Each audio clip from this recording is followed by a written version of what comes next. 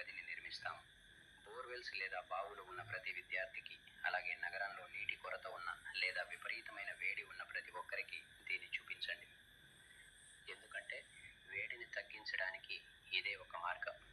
10కి 10 అడుగుల లోతు గుంతను తీసేశారు. ఇదే ఒక పద్ధతి. మరియు ఈ గుంత గోడలను ఇటుకలతో కట్టేస్తాము. ఎందుకు? మట్టి తిరిగి రాకుండా ఉండడానికి.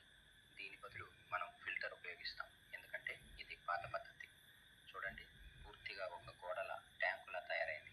దాని కింద తెరిచి ఉంది. ఇది చాలా సులభం. చక్కగా గోడ తయారైంది మరియు నిచ్చెన.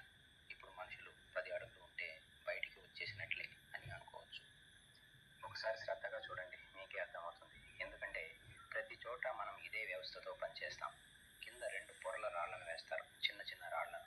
ఎందుకంటే గతంలో మనకు జియో టెక్స్టైల్ ఫిల్టర్ ఉండేది కాదు. ఆపై ఇసుకను ఉపయోగిస్తాం. ఎక్కడ ఫిల్టర్ క్లాత్ లేదో అక్కడ ఇసుకను వాడాలి, దాన్ని కప్పేయాలి.